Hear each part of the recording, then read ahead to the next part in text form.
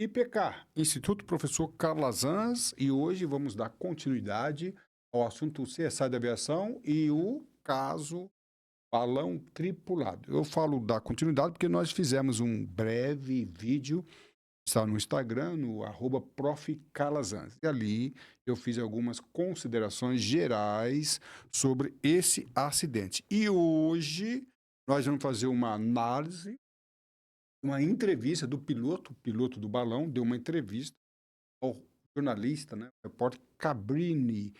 É claro que eu não vou fazer aqui uma análise de toda a entrevista, mas vou fazer uma análise de uma parte da entrevista que, para mim, é sim muito importante e vamos ver aqui quais são as repercussões também jornalísticas e jurídicas sobre esta entrevista. Então, qual é a finalidade do nosso bate-papo de hoje? Analisar dois tópicos, mostrando as consequências jurídicas das respostas. Então, o Cabrini fez algumas perguntas e as respostas, para mim, ensejam outras perguntas e o nosso ponto. E aí eu faço aquela pergunta: quais as vantagens e benefícios de uma entrevista? Em se tratando de gerenciamento de crise.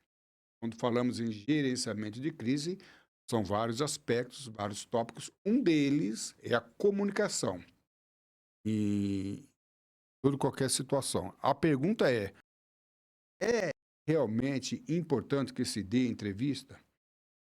Vou falar aqui que é sim importante em certas situações, mas muito cuidado.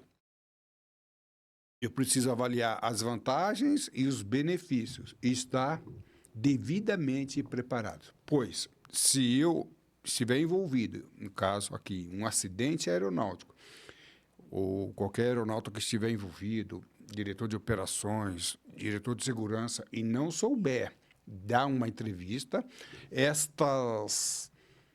entrevista ou o que ele fala pode ter repercussões e nós já vimos em muitas situações que entrevistas resultaram em indiciamento e até mesmo acusação, tendo como resultado um processo penal. Então, muito cuidado. Eu sou o professor Calazans e, para mim, sempre um grande prazer tê-los a bordo. CSI da aviação, caso balão. O link da entrevista do piloto com o Cabrini nós vamos deixar na descrição desse vídeo. Então, é mais ou menos ali em torno de 30 minutos, e você pode acompanhar ali a entrevista, lembrando que eu não vou tecer detalhes sobre toda a entrevista. Como nós temos, o professor Calazans tem uma abordagem no seu site, e nós de vez em quando marcamos encontros online com os peritos no YouTube, e eu pretendo reunir alguns peritos e fazer uma abordagem mais completa deste caso e também da própria entrevista. Mas se você quiser conhecer a entrevista, está na descrição desse vídeo aí. Acidente com um balão tripulado, um breve histórico, foi dia 21 de junho de 2025, Praia Grande, uma cidade de mais ou menos 8.000 pessoas, em Santa Catarina, que tem essa abordagem turística. E é importante, né? Foi comentada aí sobre a responsabilidade da cidade em promover este evento. O secretário do turismo, quem? Não é o nosso bate-papo aqui, mas eu achei uma pergunta interessante que foi feita ali, uma consideração que foi feita durante essa reportagem. Alguém da cidade teria responsabilidade nesse acidente, no sentido de regulamentar e fiscalizar? Eu gostei dessa consideração, claro que não vou trabalhar aqui com esse tópico. 21 ocupantes, desses 21 ocupantes, 13 sobreviventes e 8 vítimas fatais. Em síntese, de uma forma bem resumida, o balão decola, depois o cesto do balão com 21 pessoas, 21 ocupantes, dentre eles um piloto, pega fogo e não conseguiram minimizar as chamas e pegou fogo. Então, o balão tenta fazer um pouso de emergência. Nesse pouso de emergência, o comandante, o piloto, orienta que as pessoas saltem, que as pessoas pulem. Dessas pessoas, 13 conseguiram pular e 8 ficaram dentro do cesto. Aí o balão começa a subir novamente, sendo que o piloto conseguiu se ejetar, conseguiu sair. Então, o balão sobe novamente sem que o piloto esteja presente. O fogo no cesto, ele se propaga ainda mais e 4 pessoas, a uma altura mais ou menos de 45 metros, 4 pessoas saltam e as outras 4 pessoas permanecem no cesto, o cesto pega fogo e, na verdade, essas morrem carbonizadas. Então, 8 vítimas fatais. Assim foi o acidente. Eu ia até trazer aqui, mas não trouxe. Você pode também procurar no YouTube. Há vários vídeos mostrando essas cenas. Eu quis evitar para não ficar muito dramático aqui e trabalhar mesmo com a entrevista e não com o acidente. Tá bom? Então, vamos lá. A entrevista...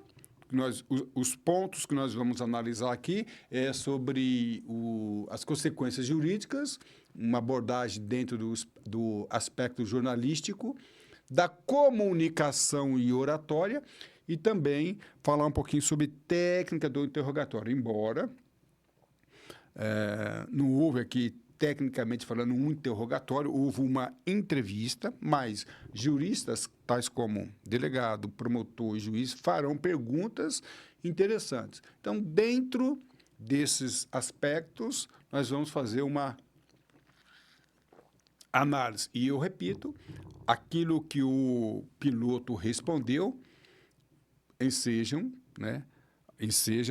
outras perguntas. Nós não estamos aqui para nos colocarmos como acusador e nem defensor. Então, a abordagem não tem nada a favor nem contra o piloto. Não consideramos o piloto inocente, muito menos culpado ou responsável por esse acidente. Para que se chegue a essa conclusão, exige aí a necessidade de uma longa investigação para chegar nessa conclusão. Então, não posso, nesse momento, nós estamos gravando aqui dia 10 de julho, praticamente 10 dias após o acidente. Em 10 dias após o acidente, não há nada de conclusivo.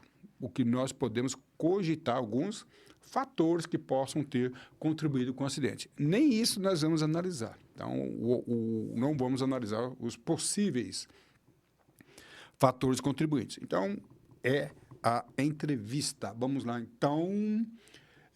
também um aspecto que nós temos aqui, que nós vamos abordar, é dentro de uma abordagem, uma investigação judicial e perícia aeronáutica. Nós sabemos que um acidente como este, com vítimas fatais, haverá necessariamente um indiciamento e provavelmente uma acusação, provavelmente um processo, por fato de ter vítimas fatais. Aí, então, nós podemos entender e haja uma investigação judicial. O nosso bate-papo aqui é exatamente este. O que o piloto falou, quais seriam ou quais são as consequências jurídicas diante do que ele falou. Repito, diante do que ele falou, abriram-se outras portas, outras janelas para que outras perguntas fossem mencionadas. E aí a gente começa... com esses 2 pontos aqui. Eu não vou abordar muitas coisas, mas a pergunta que nós fazemos é essa, e vocês podem ver no vídeo, no link, que ele fala sobre voo de instrução, e a gente vai analisar voo panorâmico ou voo turístico.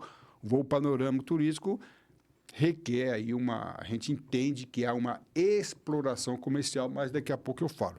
Então, espera aí. Isso o piloto falou na entrevista. Houve mesmo um voo de instrução?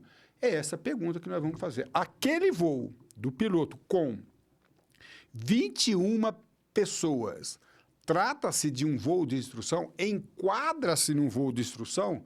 Mais perguntas terão que ser respondidas. Quais são os requisitos dos alunos? Olha só. É claro que essa atividade é regulada por uma regulamentação específica. Eu poderia falar do RBAC 91, que é o Regulamento Brasileiro da Aviação Civil, que regula a atividade de uma forma geral, e talvez aqui seja o RBAC 103, que regula a atividade de balonismo. Independente disso, quando se trata de um voo de instrução de avião, isso é muito bem definido. Então, há requisitos, pré-requisitos. Um piloto aluno, ele deve ter uma parte teórica já definida, já avaliado pela ANAC, tem que ter um certificado médico também sobre esse assunto. Então, vamos lá. Se era um voo de instrução, de balonismo, quais são os requisitos para que uma pessoa se torne um piloto aluno? Essa é a pergunta. E esses alunos, se for mesmo confirmado que era um voo de instrução, 20 alunos estavam enquadrados dentro do voo de instrução? Primeiramente, havia requisitos? Sim, havia requisitos. Quais são os requisitos? X, Y, Z. Os alunos estavam enquadrados dentro desses requisitos? Essa pergunta vai virar, essas perguntas virão à tona. Tratava mesmo de um voo de instrução? E a outra pergunta também, né? O piloto, né? O piloto pode ser piloto privado, pode ser piloto comercial, e isso não quer dizer que ele tenha qualificações automáticas para dar instrução. Além de ele ter uma classificação, uma habilitação, para dar instrução, ele tem que ter uma habilitação específica para a instrução. Então, como falou que se trata de voo de instrução, outras perguntas precisam ser respondidas. Outras. Mas vamos lá, então. Voo de instrução para 20 alunos? Essa é a pergunta que eu faço. Voo de instrução. Eu, como piloto de avião, não conheço a atividade de balonismo, então não estou respondendo. O professor Calazans não acusa, o professor Calazans pergunta. Então, um voo de instrução é possível e é regulamentar que um piloto ele dê instrução para 20 pessoas ao mesmo tempo? Está dentro do regulamento isso? Não estou falando que não está, não estou afirmando que o piloto cometeu alguma irregularidade, mas essa pergunta vai ter que ser respondida. Não, professor Calazans, um era aluno, os demais eram passageiros. Professor Calazans, 3 eram alunos, os demais eram passageiros. Na aviação, de avião, né, atividade de avião, não se pode, durante uma instrução, dar carona ou levar passageiros. Então, vamos lá? Em atividade de avião, existem uns requisitos, um regulamento, e eu estou aqui citando. E a pergunta que nós fazemos é, em se tratando de balonismo, é possível que se dê instrução ao mesmo tempo para 20 pessoas? Ou é possível que se leve alguns ocupantes como alunos e outros como passageiros? E aí eu vou fazer uma outra pergunta, tá? É possível que se dê instrução para 20 alunos, para 20 pessoas ao mesmo tempo? Como que isso é regulamentado? Se é que é possível, como é que isso é regulamentado? Atenção! Lembrando que em se tratando de voo de instrução, preste atenção que isso é importante.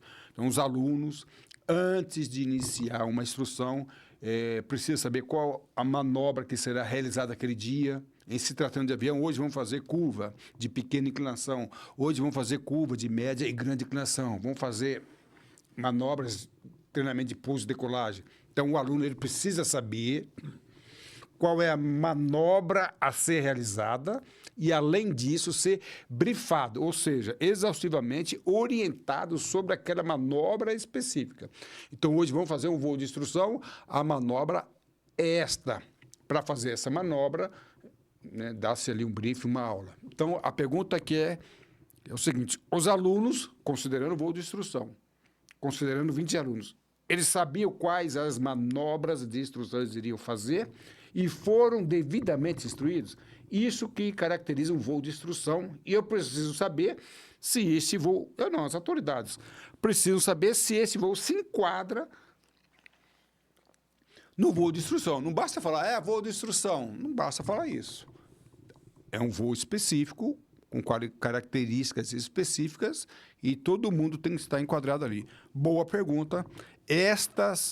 As respostas dadas pelo piloto ensejam várias perguntas. Eu não vou aqui, em espaço de 20, 30 minutos, falar sobre mais coisas, abordar mais tópicos. Mas dentro de uma investigação judicial realizada pelo delegado e assim por diante, essas perguntas terão que ser respondidas. Era um voo turístico? A outra pergunta, não era um voo de instrução, era um voo turístico? Era um voo de instrução ou turístico? Na entrevista, eu fiquei com essa dúvida, porque um voo turístico, nós conhecemos na aviação como voo panorâmico, um voo de passeio. Ele tem exploração comercial. E ele tem lucro. E aí eu faço outra pergunta. Vem cá, eu fiquei na dúvida, e a dúvida é minha, não foi uma colocação do piloto, minha dúvida. Essa empresa que realizou esse voo, explorava, né, essa aeronave, o balão, ela tinha autorização da ANAC para exploração comercial? Eu fico nessa dúvida. Era um voo panorâmico com exploração comercial? Porque ele falou que cada piloto ali, cada ocupante pagou em torno de R$400, R$500. Então, era um voo de instrução ou era um voo com exploração comercial? E a pergunta que nós fazemos é a seguinte: os passageiros pagaram o quê? Isso aí vai ser fácil. Nós temos 12 pessoas que sobreviveram, perguntas serão feitas a elas e vai ser feita ali uma cariação. Vem cá, vocês pagaram o quê? Um voo panorâmico, um voo de passeio, um voo turístico ou um voo de instrução?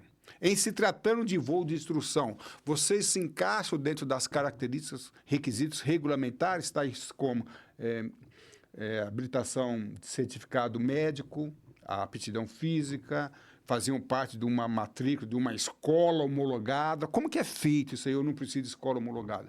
Então, vamos lá.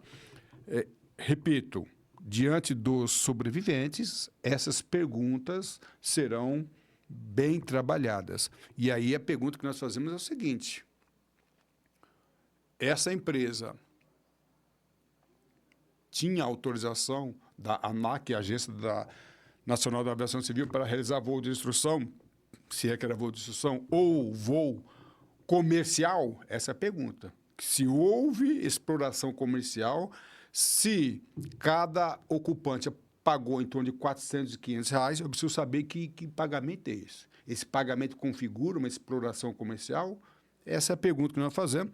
Não estou dizendo que há alguma coisa errada nesse sentido, mas no processo, a minha situação, a minha colocação aqui é dentro do parâmetro jurídico, dentro de uma investigação judicial. E aí eu faço essas perguntas. E essas perguntas serão feitas, tá bom? Se houve lucro, né? Fica aí a pergunta. Ou se encaixa dentro de uma aviação aerodesportiva. E eu tenho certeza que esses pontos precisam ser colocados. O que é uma aviação aerodesportiva? Uma atividade aerodesportiva. E eu entendo que, pelas palavras do piloto, eu acho que não se enquadrava dentro da aviação aerodesportiva. Lembrando que nós estamos gravando esse vídeo 10 dias praticamente após o acidente, 20 dias, né, praticamente após o acidente. Em 20 dias eu não consigo concluir nada. E eu não posso, em hipótese alguma, acusar o piloto. Eu estou aqui fazendo algumas perguntas que serão apresentadas, ainda que não sejam essas perguntas, serão esses tópicos avaliados talvez por intermédio de outras perguntas, tá bom? Quesitos. Eu, como perito, já tive a oportunidade de trabalhar várias vezes como perito, auxiliando também outros peritos. O perito, não só o perito aeronáutico, mas o perito judicial, ele tem um papel importantíssimo, que é o levantamento de quesitos. O que é isto? levantamento de quesitos, nada mais, nada menos do que fazer perguntas. Quais, para mim, né, o ponto mais importante de um perito judicial é saber fazer e selecionar as perguntas que trarão as respostas para apontar ou isentar culpados e responsabilidades. Isso, para mim, é o ponto interessantíssimo. Quais são os quesitos? Quais são as perguntas? Diante de uma atividade de aviação, diante dos regulamentos, saber quais perguntas levarão à isenção ou até mesmo o apontamento de responsabilidade de culpados, isto é, para mim, importantíssimo. Então, eu sei que tem já um perito envolvido nesse caso, já tem uma advogada. Na própria entrevista, na matéria, vocês vão ver que já foi ali, já tem contratado, nomeado ali um perito, que vai fazer, tudo indica que ele não é perito, não é? Mas eu acho que vai trabalhar como assistente técnico, tá? E tem aí também uma advogada. Isso da parte de defesa. Poderão aparecer peritos judicial e as coisas podem ter um confronto um pouco diferente. Mas saber quais as perguntas, né? Eu, como fui, não sou mais, jogador de xadrez, uma coisa eu aprendi. Cada medida, cada passo, cada lance, o bom jogador de xadrez ele tem que estar preocupado não com as consequências apenas daquele lance, mas as consequências dos lances seguintes, tanto sua jogada como a jogada do seu oponente. Então, as perguntas, quando nós levantamos quesitos, mais importante do que responder às perguntas presentes é saber quais são as perguntas seguintes. E é isso o meu ponto principal. Então, as perguntas respondidas pelo piloto ensejar outras perguntas. E o piloto tem que estar bem atento aí no plano, tá? No plano jurídico serão levantadas. Repercussão jurídica de uma entrevista. Eu não tenho a menor dúvida, havendo indiciamento, havendo acusação, havendo processo, eu não tenho a menor dúvida que essa entrevista ela vai sim ser balizada. Por isso que eu faço a seguinte colocação. Qual a vantagem, quais os benefícios de uma entrevista? Eu já vi entrevistas, outros casos de acidente aeronáutico em que profissionais envolvidos, tais como diretor de operações, diretor de segurança e outras personalidades, deram entrevistas e tiveram uma repercussão muito difícil. No meu curso de perito aeronáutico, eu mostro o caso de um diretor que ele foi acusado, ele não estava no processo penal, ele deu uma entrevista por causa de uma frase que ele falou, ele foi incluído no processo penal. Eu não estou dizendo que essa entrevista haverá alguma repercussão penal, mas eu quero dizer que muito cuidado quando se dá uma entrevista. Eu não sou contra a dar entrevista, muito pelo contrário, é sim uma estratégia muito interessante de defesa, mas se o entrevistado não souber se policiar, trabalhar muito bem, essa entrevista pode ter repercussão negativa, muitas vezes repercussão positiva. É por isso que eu não sou contra a entrevista, sou até a favor, desde que saibamos como conceder. Eu me lembro de uma autoridade aeronáutica militar, um determinado acidente aeronáutico no Brasil, ela se comportou deu uma entrevista ao vivo, uma coisa bem perigosa ao vivo, e ela falou uma frase que eu não entendi. Como é que uma autoridade aeronáutica militar de alta patente fala um negócio daquele? Estava totalmente despreparado e ele entregou ali o seu colaborador, que era, no caso, um controlador de tráfego aéreo. O que ele falou jogou a responsabilidade para o controlador de tráfego aéreo. Eu tenho o palpite que ele não tinha essa intenção, mas despreparado, não sabia a repercussão jurídica de uma entrevista. Por ser de alta patente, achou que estava preparado e não estava e jogou. Então, muito cuidado, que pode sim. Como que é? Isso que o senhor falou pode trazer responsabilidade para o entrevistado ou para as demais pessoas envolvidas ali no sistema. Quantos aeronautas estão preparados? Eu vou contar aqui. Quantos aeronautas, pilotos ou pessoal da aviação que realmente estão preparados para dar uma entrevista? Pouquíssimos. É muito difícil. Então, às vezes, um aeronauta tem um preparo muito bom em relação à pilotagem, ao controle do tráfego aéreo, à engenharia aeronáutica, à manutenção, um conhecimento técnico maravilhoso, mas não tem uma inteligência linguística suficiente para dar uma entrevista e desviar-se de responsabilidade jurídica. Existe uma técnica para dar entrevista, inclusive nós sempre falamos que diretores, gerentes precisam dar entrevista, satisfação à sociedade, sim, em se tratando de acidente, desde que saiba fazer sem que aponte responsabilidade. E damos até uma dica, quando um diretor, uma personagem, um técnico, um profissional, ele dá entrevista isentando-se de culpa, já não é um bom sinal.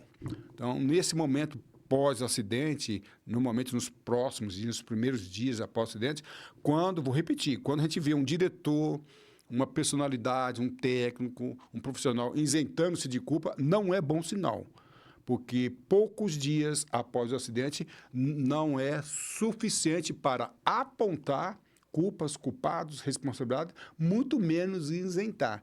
Porque a empresa não teve culpa, que o piloto não teve culpa, o mecânico não teve culpa, o controlador não teve culpa, não é um bom sinal, né? Porque somente se tratando de investigação judicial pode levar anos. Investigação técnica também pode levar anos. Como é que o camarada vai dar uma entrevista na televisão isentando-se de culpa? Não temos culpa, o piloto não tem culpa. Não é um bom sinal. Quem entende psicologia, psicanálise, isso não é um bom sinal.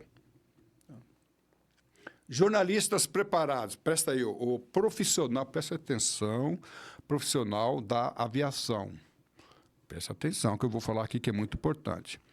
Quando um jornalista, no nível do Cabrini, eu não conheço o Cabrini pessoalmente, tá? Nunca falei com o Cabrini, mas no nível do Cabrini, quando ele vai fazer uma pergunta, normalmente ele já tem a resposta. Então, vamos lá? Eu, como trabalho nessa atividade, já dei, muitas vezes, assessoria a jornalistas que iam fazer entrevistas. E isso acontece com os jornalistas. Quando eles vão dar entrevistas, normalmente eles procuram um especialista da área e perguntam quais são as perguntas que eu devo fazer. Não foi meu caso aqui, nesse caso, eu não trabalhei nesse caso, mas é muito comum. Mas já trabalhei em outros casos. Muitas vezes, um especialista da área já sabe o que aconteceu e por que aconteceu, ou então tem uma conjectura muito interessante por ser técnico e orienta os jornalistas a fazerem perguntas. Então, muito cuidado. Quando um jornalista vai fazer a pergunta, ele já tem a resposta. No caso do Cabrini, em um outro acidente que eu comento no meu curso de comunicação oratória e também de perito aeronáutico, ele fez a pergunta para um diretor de uma determinada empresa, já sabia a resposta e ele acabou pegando ali o diretor de operações de surpresa e, por causa dessa resposta que o diretor de operações deu, o diretor de operações foi acusado, o promotor estava assistindo, pegou o camarada lá. Então, vamos lá? É viável ou não é viável dar uma entrevista? Cada um que avalie. Contudo, esse item eu quero que fique muito bem marcado em vossas mentes. Vai dar entrevista? Analise as consequências jurídicas. Muitas vezes é, sim, vantajoso. Algumas vezes, não. Mostrar, entender. Questão de estratégia. Mas tenha em mente, quando o jornalista faz no nível do Cabrini, quando faz uma pergunta, ele já tem a resposta e ele não quer saber a sua resposta. Ele quer saber como você vai responder, tá? E que pode ter repercussão jurídica nesse caso. Eu já passei por isso. Eu já dei uma entrevista uma vez e que houve edição de vídeo. E quando eu falo de edição de vídeo, não é que a imprensa, a mídia fez isso de má fé. Eu não sei quanto tempo levou uma entrevista dessa, mas eu já dei entrevista de mais de 1 hora que foram captados ali, editado apenas 10, 15 minutos. Então, é possível que isso aconteça. E quando há edição de vídeo, não quer dizer que o editor de vídeo esteja de má fé. Pode ser que não. Eu já passei por uma edição de vídeo que me comprometeu, inclusive, resultando para mim uma responsabilidade jurídica. E depois os advogados da empresa achou melhor não me processar. Então, o que eu quero dizer é o seguinte: às vezes você dá uma entrevista, concede uma entrevista de 1 hora, 1 hora e meia, vai ser editado, e aquilo que foi editado pode ter uma repercussão jurídica diferente daquilo que você falou. Pode acontecer isso. Se isso acontecer, o que nós recomendamos é que o entrevistado tenha acesso à edição completa, à entrevista completa. Em caso de processo, não da editora, da emissora, mas, de repente, eu faço uma observação sobre a conduta de um piloto. E há uma edição, e, de repente, na edição, fica uma coisa diferente ou um pouco diferente daquilo que eu falei, por ter sido cortado ou emendado. Então, a recomendação que nós damos: vai gravar um vídeo? Vai. Então, por favor, tenha acesso à matéria completa para que você possa se justificar depois. Né? Mas lembrando que a edição de vídeo não está relacionada com má fé do entrevistado, do entrevistador ou do editor de vídeo. Mas pode resultar em uma má interpretação. Em se tratando de gerenciamento de crises, não só em se tratando de acidente aeronáutico, crise de uma forma, a comunicação ela é importantíssima, pois, por intermédio da comunicação, você pode trazer consequências jurídicas. Então, comunicação faz parte do gerenciamento de crise. E, repito, poucas pessoas estão preparadas para isto. Mas vamos lá? E, para isso, nós falamos de um curso de entrevista. Como conceder entrevistas? Repito, os profissionais, gerentes, diretores, responsáveis por segurança, eles precisam estar preparados para isso. Então, dentro do nosso curso, nós temos a técnica do debate, o que é um debate, como conceder um debate, como preparar-se por um debate, técnicas do interrogatório.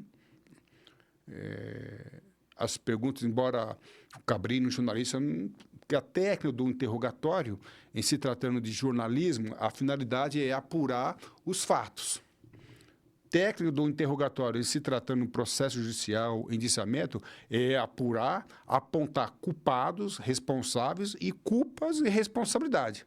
Tá? Mas são coisas com finalidades diferentes. Então, uma reportagem jornalística, um interrogatório jornalístico não tem a finalidade de apontar culpas. Embora, vocês vão perceber que o Cabrini pergunta se ele se considera culpado ou se ele se considera responsável pelo desfecho.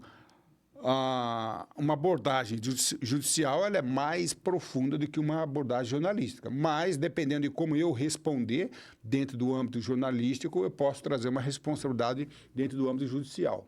Repercussões e responsabilidade. Então, muito cuidado, nós trabalhamos com isto em nossos cursos. Tanto o curso de perito aeronáutico tem um módulo que é como conceder entrevistas.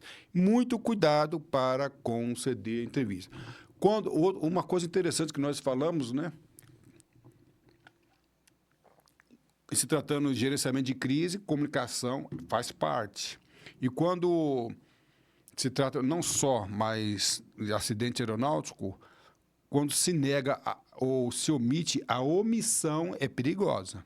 A omissão, o silêncio, ele não é salutar em certas situações, mesmo porque a própria mídia pode usar esse silêncio para atacar alguém de direito ou então a própria empresa. Calazans, eu não vou conceder entrevista. Não é o ideal. O problema não é conceder ou não conceder. Mais importante do que a positiva ou a negativa é como fazer, tá ok? E nesse nosso curso nós trabalhamos com isto. Aqui eu não vou comentar mais sobre isso, o abandono do balão. De uma forma geral, nós sabemos que o comandante de avião, de navio, é o primeiro a embarcar e o último a desembarcar. E essa pergunta foi feita: por que ele abandonou o balão, permitindo que outras pessoas subissem no balão sozinhos, sem um comando? E ele disse que ele não abandonou o balão, que ele orientou que todos pulassem, assim que o cesto tocasse, e ele foi ejetado, ou seja, no impacto ele foi jogado para fora. E alguém perguntou para mim: Calazans, é possível isso? Isso é verdade? Não é uma estratégia dele para isentar-se de culpa ou não? Não posso afirmar isso em hipótese alguma. Jamais poderia acusar o piloto disso. Mas eu só queria chamar atenção para uma coisa muito interessante. Nessa mesa aqui, eu estava entrevistando um especialista em segurança, falando de condutas de policiais e de agentes de segurança, até mesmo pública e privada. E aqui, nessa mesma posição, nessa cadeira ali, eu falei para ele o seguinte: olha, muitos policiais, muitos agentes de segurança estão cometendo algumas condutas que estão sendo registradas por câmeras para tudo quanto é lugar. Então, em se tratando de atividade aérea, muitas vezes eu vi piloto alegando afirmando uma determinada hipótese, quando câmeras registraram o contrário. Policiais, agentes de segurança privados, tiveram umas condutas que foram registradas e ficou difícil dele se defender. Aqui,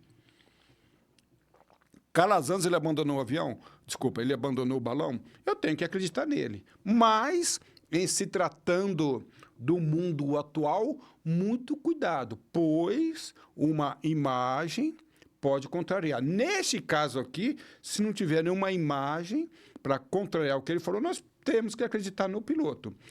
Tem um outro detalhe também. Nós temos ali também mais 13 pessoas que sobreviveram e que podem trabalhar e vão trabalhar como testemunhas. Então, nós temos provas testemunhais também. Então, o que aconteceu? Como aconteceu? Tem pessoas ali. E essas perguntas, testemunhas, podem contrariá-lo. Não estou dizendo que ele não abandonou, que ele abandonou, seja lá o que aconteceu.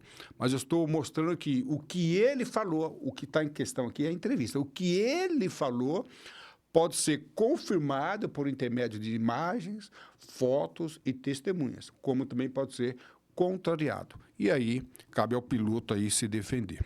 Tá bom? E assim nós estamos acabando o nosso bate-papo de hoje. Tá? Lembrando que você pode fazer parte do grupo do Zap do professor Calazans, Calazans Aviation. Eu vou deixar o link também na descrição do vídeo, mas você pode também utilizar o QR Code e ali nós temos ali a análise. Inclusive, esse acidente eu pretendo marcar uma reunião com os peritos para trabalhar, conversar sobre o acidente e também sobre a entrevista. Paralelamente, você pode também participar do curso de comunicação oratória. Por quê? O que tem a ver isso? Estou falando de entrevista. Comunicação oratória é importantíssima, não só como dar entrevista, como fazer um debate, como fazer uma argumentação, como se defender de uma argumentação e assim por diante. Se vale a pena se defender ou se não, é uma coisa bem interessante. Estratégia de comunicação, a estratégia de entrevista. Agora nós temos, nesse caso, um perito e um advogado. Eu acho que teria que ter também um estrategista aí no que se refere à comunicação. Fica aí a dica, tá bom? E assim nós encerramos o nosso bate-papo. Conheça o site do professor Calazans para conhecer os nossos cursos de forma mais ampla e profunda. Curso Perito Aeronáutico, Investigação de Acidente Aeronáutico, Comunicação Oratória, Debate, Copyright e muitos outros cursos, tá bom? Esse vídeo está no YouTube, você está assistindo. Lembrando também que você pode fazer os 3 Cs, curtir, comentar e compartilhar. E também se inscrever no nosso canal do YouTube e ativar o sininho para receber novos vídeos, tá bom? A sua atitude define a sua altitude. Voe alto, estude com o professor Calazans.